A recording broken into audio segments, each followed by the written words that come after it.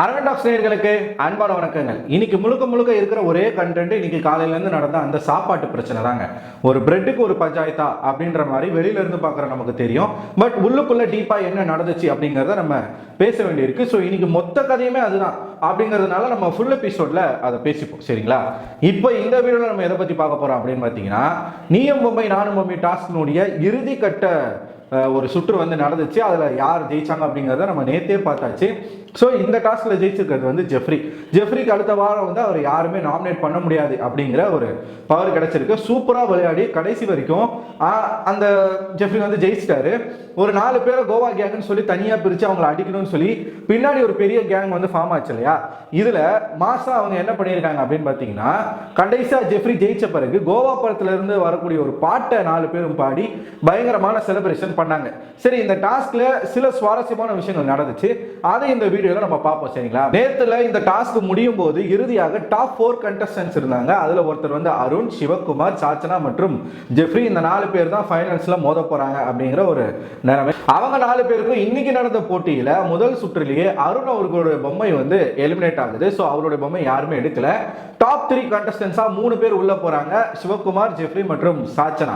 இதுல இவங்க பேசிக்கிறாங்க. யாரு? சாச்சனா வந்து என்ன பேசுதுன்னா, ஜெஃப்ரியை கூப்பிட்டு, ஜெஃப்ரி சிவகுமாரை விட்டுரு, நீ உன் பொம்மையை வந்தா நான் எடுத்துக்கிறேன், என் பொம்மை வந்தா நீ எடுத்துரு, ஃபைனல்ஸ்ல நம்ம மோதிப்போம் அப்படின்னு சொல்லிட்டு சாச்சனா சொல்ல, அந்த பக்கம் சிவகுமார் என்ன சொல்றாரு அப்படின்னா, நீ என் பொம்மை எடுத்தீங்கன்னா நான் உன் பொம்மையை எடுத்துட்டு வரேன் அப்படின்ற மாதிரி அவர் வந்து ஜெஃப்ரி கிட்ட பேசுறாரு. இதை பார்த்த சாச்சனா வந்து டக்குன்னு உள்ள புகுந்து என்ன விஷயம் சொல்லுது அப்படின்னா, யார் கையில யார் பொம்மை கிடைக்குதோ கொண்டு போய் வச்சிருவோம். ஒண்ணு ஜெஃப்ரி பொம்மை என் கையில கிடைச்சாலும் நான் எடுத்துட்டு போயிருவேன், இல்ல உங்க பொம்மை என் கையில கிடைச்சாலும் நான் எடுத்துட்டு போயிருவேன், அந்த மாதிரி விளையாடிக்கலாம், அது வந்து ஃபேர் கேம் தானே அப்படின்ற மாதிரி சாச்சனா வந்து ஒரு பிட்ட போடுச்சு. சாச்சனாவுக்கு என்னன்னா, சிவகுமார் வெளியில போகணும், ஃபைனல்ஸ்ல சாச்சனாவும் ஜெஃப்ரியும் மோதணும். அதுல வந்து சாச்சனா ஜெயிச்சு சாச்சனாவுக்கு அந்த நாமினேஷன் ஃப்ரீ பாஸ் அப்படிங்கிறது கிடைக்கணும். இது சாச்சனாவின் திட்டம். அந்த திட்டத்துல மண்ணள்ளி போடுற மாதிரி ஜெஃப்ரி வந்து தலையாட்டிட்டு கடைசியில் என்ன பண்ணிட்டான் அப்படின்னு பார்த்தீங்கன்னா, லாஸ்ட் அதாவது 3 பேருக்கான சுற்று ஆரம்பிக்கும் போது நேரா ஓடி போய் ஜம்ப் அடிக்கிறாங்க. பேக் ஷாட், பேக் சம்மர் நினைக்கிறேன், பேக் சம்மர் ஷாட் அடிச்சு உள்ள உளுந்து அங்க இருந்து ஒரு பொம்மை எடுக்கிறான். அந்த பொம்மை யாருன்னு பார்த்தா சிவாவுடைய பொம்மை. சரி, இவன் தூக்கி போட்டு சாச்சனா பொம்மை எடுப்பான்னு பார்த்தா அங்கதான் ஜெஃப்ரினுடைய பிரில்லியன்ஸ் வேலை செஞ்சிருக்கு. குடு குடு குடுன்னு ஓடி போயிட்டு சிவா பொம்மையை உள்ள வச்சுட்டான். சிவா கையில ஜெஃப்ரியோட பொம்மை மாட்டிச்சு, சிவா கொண்டு போய் உள்ள வச்சுட்டாரு. கடைசியில சாச்சனாவின் கையில சாச்சனாவுடைய பொம்மையே இருந்துச்சு. சாச்சனா எலிமினேட் ஆயிடுச்சு. சாச்சனா எலிமினேட் ஆன உடனே இந்த பொண்ணு பண்ற வேலை என்ன தெரியுமா? ஓடி போய் சத்யாவை எகிரி கட்டி பிடிச்சி இப்படி பிடிச்சி 2 காலை அப்படி போட்டுக்குது. ஏன் நீ குழந்தை கிடையாது, நீ ஏன் ஒன்று குழந்தை மாதிரி காட்டிக்க விரும்புகிற சாச்சனா? 22 வயசு பொண்ணு. விஷாலையும் போய் இப்படி தான் கட்டி பிடிச்சிக்கிற, சத்யாவையும் போய் அப்படி தான் கட்டி பிடிச்சிக்கிற. பார்க்கறதுக்கு ரொம்ப அருவருப்பாக இருக்கு. நம்ம வீட்டிலலாம் என்னதான் நமக்கு தங்கச்சி கூட பிறந்த தங்கச்சியாவே இருந்தா கூட வயசுக்கு வந்த பிறகு தங்கச்சி கூட ஒரு அண்ணங்காரனால நெருங்கி பழக முடியாது, விடமாட்டாங்க வீட்டில். அது என்ன ஒரு ரெஸ்ட்ரிக்ஷன்ஸா? அப்படி உங்களை யாருங்க இருக்க சொன்னா அப்படின்னு கேட்டிங்கன்னா, இதுதான் பொதுவான ஃபேக்ட், சரிங்களா? அது அப்பப்போ நமக்கு கொஞ்சம் டிஸ்டன்ஸ் தான் மெயின்டைன் பண்ணணும். இந்த பொண்ணு ஓடி போய் இந்த பொண்ணு மனசுக்குள்ள என்னன்னா, பச்சை குழந்தை அப்படின்ற மாதிரி எல்லாரும் ட்ரீட் பண்ணணும் அப்படின்னு சொல்லி ஓடி போய் கட்டி பிடிச்சிக்கிட்டு அழ ஆரம்பிச்சிருச்சு. அந்த அம்மாவுக்கு வந்து ஜெயிக்கலையாமா. உன்னை இவ்வளோ தூரம் கொண்டு வந்து விட்டதே பெரிய தப்புன்னு நாங்கள் நினச்சிக்கிட்டு இருக்கோம். நீ என்னடானா ஜெயிக்கலன்னு வேற அழுதுகிட்டு இருக்க. என்னன்னா, சிவகுமார் உள்ள போயிட்டாரா, இவங்க வந்து உள்ள போலையா? சிவகுமார் கிட்ட சொல்லுது, எனக்கு என்னன்னா, ஆல்ரெடி உங்களுக்கு வந்து நாமினேஷன் ஃப்ரீ பாஸ் கிடைச்சிருக்கு, எனக்கும் வந்து இது வரைக்கும் கிடைக்கல, இவனுக்கும் வந்து கிடைக்கல, எங்க 2 பேருக்குள்ள மோதி எங்களுக்கு யாருக்காச்சும் கிடைக்கணும்னு ஆசைப்பட்டேன், நீங்க போகக்கூடாதுன்னு நான் நினைச்சேன் அப்படின்னு சொல்லிட்டு இந்த பொண்ணு சொல்லுது. உனக்கு நாமினேஷன் ஃப்ரீ பாஸ் கிடைச்சா என்ன, கிடைக்கலன்னா என்ன, எப்படி இருந்தாலும் உன்னை உங்களுடைய தந்தை வெளியில் அனுப்ப போறது கிடையாது, சரிதானே? இப்படி வந்து சாச்சன் அவுட் ஆயிட்டாங்களா? இறுதியாக சிவகுமாருக்கும் ஜெஃப்ரிக்கும் தான் போட்டி. பார்க்கும்போது ஆப்வியஸா நமக்கு தெரிஞ்ச விஷயம் என்னன்னா, ஜெஃப்ரி ஸ்பீடா இருப்பான், ஜெஃப்ரி தான் போய் ஜெயிப்பான் அப்படின்றது நமக்கு தெரிஞ்சிச்சு. ஆனா அங்கதாங்க ஒரு ட்விஸ்ட். என்ன ட்விஸ்ட் அப்படின்னு பார்த்தீங்கன்னா, பிக் பாஸ் வந்து சொல்றாரு, இந்த போட்டியில இண்டிவிஜுவல் கேமும் முக்கியம், குரூப் கேமும் முக்கியம். அதனால இறுதி கட்டத்தில் இருக்கக்கூடிய கண்டஸ்டன்ஸ் இந்த ரவுண்டை நீங்க விளையாட போறது கிடையாது, உங்களுக்கு பதிலாக உங்களுடைய நண்பர்கள் விளையாட போறாங்க அப்பனா இந்த வீட்டுக்குள்ள நண்பர்கள் அப்படிங்கிறவங்க தேவை. உங்களுடைய நண்பர்கள் விளையாட போறாங்க அப்படின்னு சொல்லிட்டு யார் உங்களுக்காக விளையாடணும்னு நீங்களே சூஸ் பண்ணுங்கன்னு சொல்றாங்க. அப்ப ஜெஃப்ரி வந்து ராயனை சூஸ் பண்றாப்புல. ரொம்ப கரெக்டான ஒரு சாய்ஸ். ராயனுக்கு இது ரொம்ப ராயனும் ஸ்பீட், எப்படி ஜெஃப்ரி வந்து ஸ்பீடோ அதே மாதிரி ராயனும் ஸ்பீட். அந்த பக்கம் சிவகுமார் யாரை சூஸ் பண்றாரு அப்படின்னு பார்த்தீங்கன்னா அருணை சூஸ் பண்றாரு. சிவகுமாருக்கும் அருணுக்கும் நடுவில் ஒரு நல்ல ஒரு ரிலேஷன்ஷிப் வந்து மலர்ந்துகிட்டு இருக்கு. அதை வந்து அடிப்படையாக வச்சு அதை நம்பி இவர் வந்து அருணை வந்து சூஸ் பண்றாரு. ஸோ ரெண்டு பேருமே என்ன சொல்றாங்க அப்படின்னா, நீங்க வந்து உங்களுக்கு யார் பொம்மை கிடைக்குதோ கொண்டு போய் வைங்க. இப்போ இதுல ட்விஸ்ட் என்ன அப்படின்னு பார்த்தீங்கன்னா, இதுலயும் ஒரு ட்விஸ்ட். அருணுக்கு வந்து ஒரே சந்தேகம், இப்போ நான் சிவகுமாருக்காக விளையாட போறேன், நான் யார் பொம்மை எடுக்கிறது? நான் ஜெஃப்ரி பொம்மை எடுக்கிறதா இல்லை சிவகுமார் பொம்மை எடுக்கிறதா? எனக்கு அது புரியவே இல்லைன்னு சொல்லிட்டு பிக் பாஸ் கிட்ட கேட்குறாரு. பிக் பாஸ் கடைசி வரைக்கும் அதுக்கான பதிலை கொடுக்கல. ஏன் கொடுக்கல அப்படின்னா, அது உங்களுடைய சாய்ஸ்.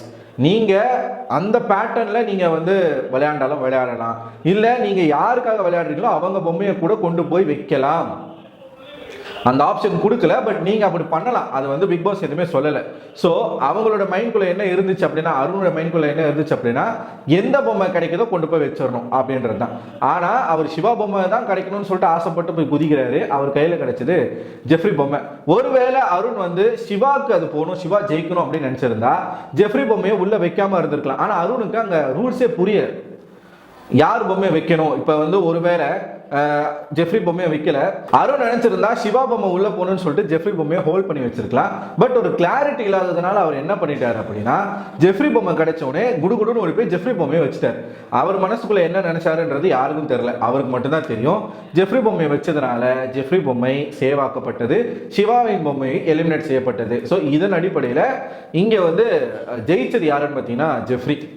அருண் வந்து இந்த கேமை நல்லா விளையாடிருக்கார். அவர் வந்து யார் பொம்மை கிடைச்சா நம்ம சிவாக்காக விளையாடணும் அப்படின்னு இல்லாமல் கிடைச்ச பொம்மையை கொண்டு போய் வைக்கணும். இப்போ ஜெஃப்ரியும் இதுக்கு டிசர்விங்கான பர்சன் தான், சிவாவும் டிசர்விங்கான பர்சன் தான். ஏன்னா நேற்றுல இருந்து சிவா வந்து விளையாடி இருக்காரு. ஸோ தன்னை ப்ரூவ் பண்ணுறதுக்கான ஒரு ஸ்டேஜ் வந்து சிவகுமாருக்கு இது அமைஞ்சிருக்கு. சரிங்களா, பேசவும் செஞ்சிருக்காரு. நேற்று அவர் பேசுறது வந்து என்னதான் ட்ராமாவாக இருந்தாலும் பேசியிருக்காரு, ரஞ்சித் மாதிரி இல்லாமல் பேசுறாரு. சரிங்களா, அதை நம்ம இங்கே பார்க்கணும். இன்னைக்கும் மஞ்சரிக்கு ஆப்போசிட்டாக பேசியிருக்காரு. ஸோ அவர் வந்து முயற்சி பண்ணுறாரு. இப்போ தான் அதை வந்து நம்ம நிச்சயமாக அப்ரிஷியேட் பண்ணணும். இது இருக்குதா, இது நடந்த பிறகு ஜெஃப்ரி ஜெயிச்சிட்டாரு அப்படின்றத அனௌன்ஸ் பண்ணுறாங்க. அனௌன்ஸ் பண்ண பிறகு அருணுக்கு என்னாச்சுன்னு தெரில, ஒரு குற்ற உணர்ச்சியா எதுக்குன்னு தெரில, பயங்கரமாக உடையிறாப்புல உடஞ்சி சிவாவை கட்டி பிடிச்சிக்கிட்டு பயங்கரமாக அழுகுறாரு. ரொம்ப நேரமாக சிவகுமார் கையை பிடிச்சிக்கிட்டு என்னை மன்னிச்சிருங்க, என்னை மன்னிச்சிருங்க, நான் வந்து யோசிக்கலை, எனக்கு அவன் பொம்மை கிடைச்சிருச்சு, நான் எடுத்துகிட்டு போய் வச்சுட்டேன், அவசரப்பட்டுட்டேன் அப்படின்னு ரொம்ப நேரமாக சிவா பிடிச்சி பேசிகிட்டு இருந்தார். ஒரு கட்டத்துக்கு மேலே எல்லாரும் வந்து ஜாக்லின்லாம் வந்து, அருண் நீ சூப்பராக விளையாடிட்ட, நீ பயங்கரமாக விளையாடிட்ட, நீ வந்து அந்த இடத்துல நிற்கலை, நீ வந்து மற்றவங்கள மாதிரி சண்டை போடலை, எந்த விதமான விஷயங்களும் நீ பண்ணலை, உன் கையில் கிடைச்ச பொம்மையை நீ கொண்டு போய் வச்சுட்ட, உன்ன மாதிரி யாராலையும் விளையாட முடியாது, மற்றவங்களா இருந்தாலும் நின்றுப்பாங்க. ராயனே வந்து சொல்கிறாப்புல, எனக்கு ஒரு வேளை சிவகுமார் பொம்மை கையில் கிடைச்சிருந்தா நான் நின்று இருப்பேன் அப்படின்னு சொல்லிட்டு ரயான் சொல்கிறாரு. ஸோ இவங்கெல்லாம் பேச பேச அருணுக்கு என்ன ஆகுதுன்னா பயங்கரமாக எமோஷனல் ஆகி அழ ஆரம்பிச்சிடுறாரு. எதுக்காக இந்த அழுகைன்னு எனக்கு தெரியல. இது ஒன்றும் கப்புக்காக ஒரு கேம் கிடையாது. ஒரு வாரம் நாமினேஷன் ஃப்ரீ பாஸ். அதில் எனக்கு தெரிஞ்சு இவர் எதுக்காக அழுதுப்பார் அப்படின்னா, சிவகுமார் வந்து அத்தனை பேர் இருக்கும்போது நம்பி அருணை சூஸ் பண்ணாரு. இதை ராயன் தான் சொல்றார் அருண் கிட்ட. 18 பேர் இருக்கும்போது ஒருத்தர் வந்து உங்களை நம்பி சூஸ் பண்றாங்க அப்படின்னா நீங்க அவங்களுக்காக விளையாடுங்க, என்னை நம்பி சூஸ் பண்ண ஜெஃப்ரிக்காக நான் விளையாடுறேன் அப்படின்னு சொல்லிட்டு ரயன் சொன்னாப்புல. ஸோ இது மண்டைக்குள்ள இருந்துச்சா என்னன்னு தெரியல, அருண் வந்து பயங்கரமா அழுகுறாரு. இன்னைக்கு முழுக்க நடந்த சண்டையில் மிக முக்கியமான ஒரு பங்கு அருணுக்கு இருந்தாலும், இத்தனை நாளாக மற்றவங்கள அள வச்சு பார்த்த அருண் இன்னைக்கு அவரே வந்து உடஞ்சி அழுவுறது எல்லாரும் புதுசாக பார்க்குறாங்க. மஞ்சரிக்கு இப்போ திருப்தியாக இருக்கும், மனசுக்குள்ளே அப்படியே ஒரு பாரமே குறைஞ்ச மாதிரி இருக்கும். ஸோ இது இப்போ ரீசெண்டாக நடந்த ஒரு விஷயம், ஒரு எமோஷ்னல் மூமெண்ட்டாக இருக்குது. அருணை பொறுத்த வரைக்கும் அவர் வந்து மற்றவங்களை மாக் பண்ணுறது, ட்ரிகர் பண்ணுறது எல்லாமே இருக்குதான். அது வந்து அருண் கிட்ட இருக்கக்கூடிய ஒரு ரொம்ப தப்பான ஒரு விஷயம். போன தேர்ட் ப்ரோமோவில் அதில் பார்த்தீங்கன்னா 2 பேர் மேலேயுமே தப்பு இருக்குது. முத்துக்குமரன் மேலேயும் தப்பு இருக்குது. முத்து பர்சனலாக அருணை வந்து அர்ச்சனாவை இழுத்து அருணை வச்சு பேசியிருக்கக்கூடாது. அதே மாதிரி அருணும் முத்துக்குமரனை பேச விடாமல் பேசியிருக்கக்கூடாது. ஸோ 2 பேர் மேலே தப்பு இருக்குது. இதில் யார் பக்கமும் நம்ம நிற்க போகிறது கிடையாது. பட் இந்த ஒரு விஷயத்தில் அருண் அழுததை பார்க்கும்போது அது வந்து ஒரு உண்மையான அழுகையாக தான் எனக்கு தோணுது. ஸோ அது வந்து ஃபேக் இல்லை. அவர் உண்மையாகவே நம்மளை நம்பி ஒருத்தர் அனுப்பிச்சாரே, நம்மளால் அதை வந்து செய்ய முடியலையே அப்படின்றதுக்காக ஒரு அழுகை மாதிரி தான் எனக்கு தோணுது. ஸோ உங்களுக்கும் அதே மாதிரி தோணுச்சுன்னா நீங்கள் கமெண்ட் பாக்ஸில் கமெண்ட் பண்ணுங்கள். ஸோ ஒரு வழியாக இந்த கோவா கேங்கில் இருந்து ஒரு நபர் ஜெயிச்சிருக்காரு. எனக்கு பர்சனலாக ரொம்ப சந்தோஷமாக இருக்குது. அதாவது 4 பேர் வந்து ஒன்றா இருக்கிறது குழுவான், 8 பேர் ஒன்றா இருக்கிறத பற்றி யாருமே பேசலை. அவங்கள பற்றி குழுனோ எதுவுமே சொல்லலை. ஜாக்லின் அந்த அளவுக்கு பயங்கரமாக போட்டு ஓட்டிக்கிட்டு இருக்காங்க. யாருன்னா Muthukumaran fans, Vishal fans, Jacqueline தான் கோவா கேங் ஹெட்டுன்னு சொல்லிட்டு அந்த பொண்ணை போட்டு பயங்கரமாக அடி நடிச்சுக்கிட்டு இருக்காங்க.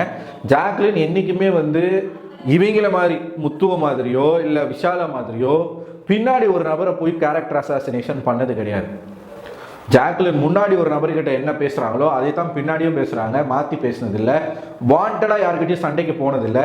ஸோ எங்கே பேசணுமோ அங்கே கரெக்டாக பேசிட்டு வராங்க ஜாக்லின். அந்த ஒரு பொறாமையில் போட்டு அந்த பொண்ணை அடிக்கிறாங்க. பார்ப்போம் என்ன நடக்குதுன்னு சொல்லிட்டு. ஸோ இப்போ இந்த டாஸ்கில் ஜெஃப்ரி ஜெயிச்சிருக்கிறத பற்றி நீங்கள் என்ன நினைக்கிறீங்க? 100 இல்லைங்க, 200% ஜெஃப்ரி வந்து டிசர்விங் இதுக்கு. ஏன்னா இந்த டாஸ்க் ஆரம்பித்ததுலேருந்து ஜெஃப்ரியோடைய அந்த ஒரு உழைப்பை நம்ம பார்த்துக்கிட்டே இருக்கோம். பயங்கரமான ஒரு ஸ்பிரிட் அவங்ககிட்ட இருக்குது, ஜெயிக்கணும் அப்படிங்கிற ஒரு வெறி ஜெஃப்ரி கிட்ட இருக்குது. ஸோ என்னுடைய டாப் 5 கண்டஸ்டன்ட்ல இந்த கோவா கேங்கில் இருக்கிற 4 பேருமே டாப் 5க்கு போனால் நல்லா இருக்கும்னு நான் ஆசைப்படுறேன். 4 பேருமே பயங்கரமாக இந்த வாரம் வந்து ப்ளே பண்ணியிருக்காங்க. பார்ப்போம் என்ன நடக்குதுன்னு சொல்லிட்டு. நம்ம ஒன்று நினைப்போம், பட் அதுதான் அப்படியே நடக்கணும் இல்லை, மாற்றி கூட நடக்கலாம். பார்க்கலாம். நீங்கள் என்ன நினைக்கிறீங்க? உங்களோட கருத்துக்களை கமெண்ட் பாக்ஸில் போஸ்ட் பண்ணுங்கள். அடுத்த ஒரு வீடியோவில் உங்களை சந்திக்கிறேன். அதுவரை உங்களிடம் விருது பெறுவது நான் அரவிந்தன்.